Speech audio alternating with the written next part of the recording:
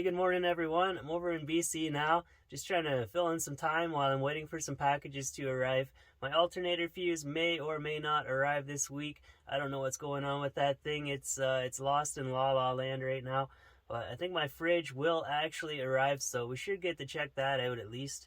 But I came out to this area a lot over the summer in the minivan. I just refuse to drive these roads in the winter with that setup. I tried once after a snowstorm and I nearly sent it off a cliff, so that ended it for me. But I'll probably still not try to drive that specific road until I can get a full set of tire chains on this van. But there's lots of other roads out there that I haven't explored yet, so we can go check those out. But it's still really cold. It's too cold to be doing summits right now. I don't have the right equipment for it, so we'll figure it out. We'll see what there is to do out there. If it's just puttering around inside the van doing some building, we can do that too.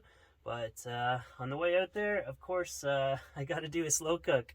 So I'm going to make a lazy cabbage roll casserole today. I'll cook the beef first with the onion and garlic and seasonings. Once that's done, I'll add in everything else. You don't have to pre-cook the rice or anything. You can get fancy and layer it all up with the cabbage and all that, but I'm just going to mix it all together, do it the easy way.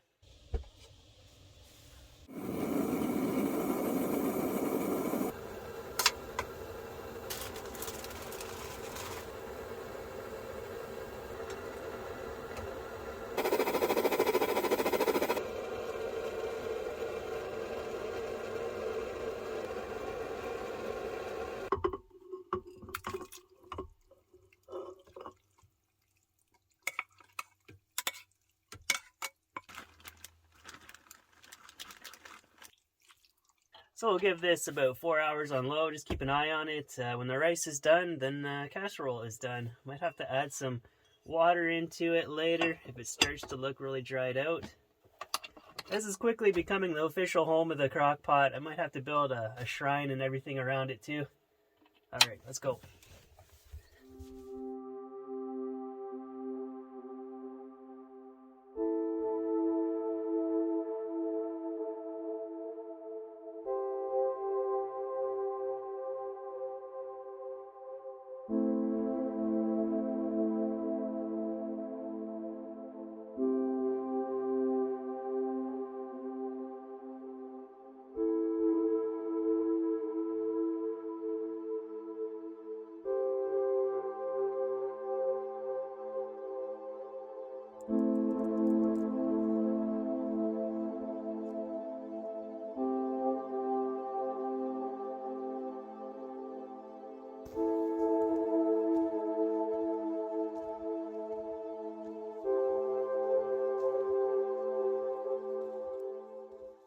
I just have a couple boring jobs that I need to take care of.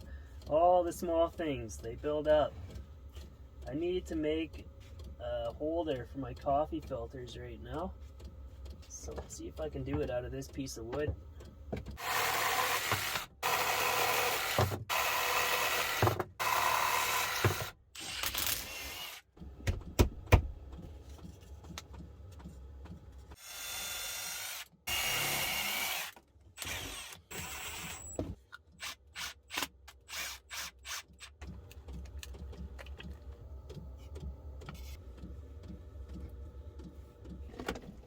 Got 1,000 more of these jobs to do. Just stay tuned. I'm still waiting on the cabbage stew to finish up. Maybe I should have pre-cooked the rice. That's all I'm waiting for right now. I got one more tiny job to do in the meantime. It's kind of a concern having these metal brackets right up against the side of the battery. Over time, the sharp edges may vibrate a hole through the plastic.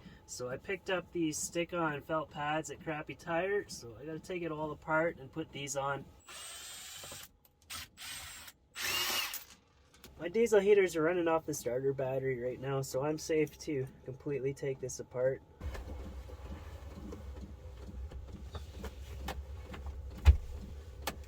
So I need to move this bracket back exactly the thickness of this pad because this piece is notched out to match the battery.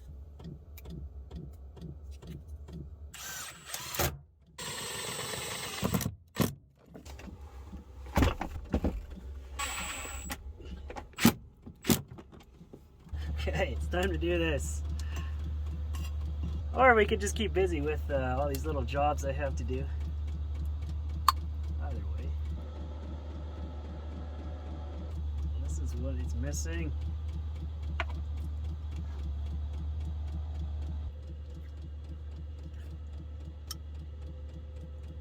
This is really good. I like it. It's kind of like chili from an alternate universe.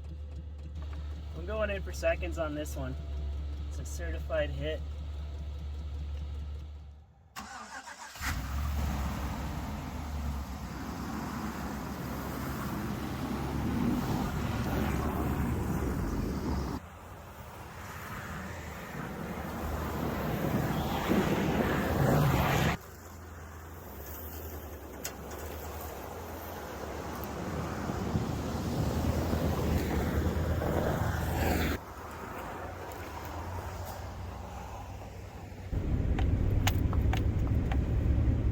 Well, in traditional foresty forest fashion, I say I'm not going to do something, then I go ahead and do it anyways. I'm going to try to do a summit today on Mount Forester. I don't have any information on this route. I could only find a blog post of someone who did it from the other side, but I can't drive down that road right now, so I'm going to attempt it from this side. There's a Forest Service road that I can take for the beginning part, but after that I'll just have to figure it out. It's really cold today, like minus 20 degrees Celsius, but at least there's a clear sky. The sun will help keep me warm, but I imagine I'll spend like a grand total of 2 seconds up on the summit if I can make it, so I'm not going to bother bringing my drone today. I normally hike in these Scarpa Grandeur GTX boots. They're really good. They're super durable. I love them. But they're only meant for 3-season use. They're not insulated. My cutoff for those is like minus 10 Celsius, and even then my toes get really cold. So I'm going to have to use my winter boots.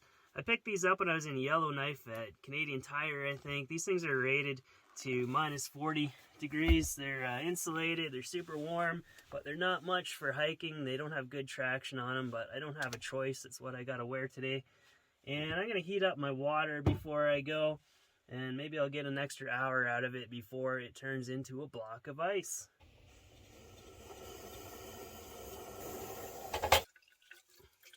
I also did an experiment last night with my diesel heater. I've seen some talk online. People think it might be more efficient to route that external air intake inside. The thought is that you're sucking really cold air into the combustion chamber, so you're not getting as hot of a burn. So that would also mean that you're getting colder air coming out of the vent.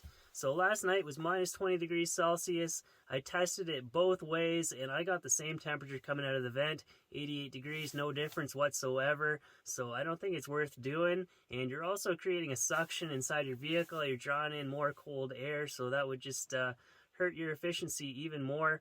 I noticed that minus 40 degrees Celsius, the air coming out of the vent was noticeably cooler, but I don't think it's worth permanently changing things around for once a year temperature like that, unless you had like some kind of switch on your air intake vent that you could change it around when you needed to.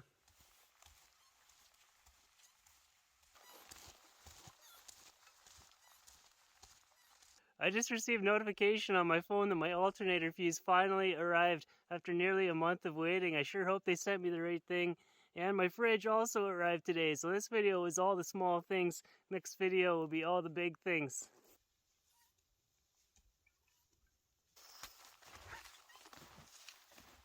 Bushwhacking in the winter is not that bad at all. You got a nice smooth track to follow.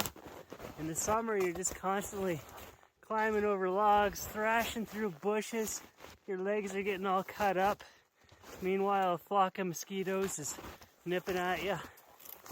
This is not so bad in comparison. Feeling kind of hungry. Maybe it's time to stop for a snack. Toto, konnichiwa, dozo, moto parakeku.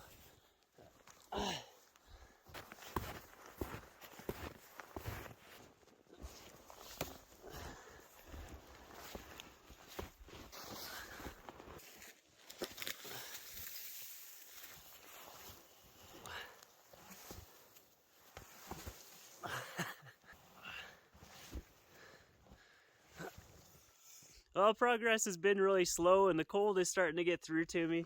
Still a long way to go up to the summit there. I don't know if I can go any further from here. It's gotten really steep and it's really difficult to climb up through that snow. So that's it. I'm gonna head on back to the van. This has kind of been a lousy video. I haven't really accomplished anything much, but I'm gonna head over to Alberta, pick up that fuse and my refrigerator, so the next one should be more exciting. So I'll see you there. So I was brainstorming during the hike how to make the diesel heater work more efficiently. I think part of the problem could be is that it's always drawing in really cold air from underneath the bed, and it's also drawing in this warm air underneath there, which is kind of a waste. I did a quick test. This van, it's got built-in heating ducts, so I heated up all the air underneath the bed with that, and then all of a sudden the air coming out of the vent jumped from 88 degrees up to 114 degrees Celsius, which is a huge difference. So I'm wondering if I could build an air duct from the intake of the diesel heater maybe out to here, so that it's recirculating the warm air and I'm getting hotter air out of the vent, and I completely eliminate heating under the bed, because it's kind of a waste. So we'll play around with that in a future video, see if it makes an actual difference. Right now I gotta go pick up that fuse in the fridge, so we can check that out in the next video.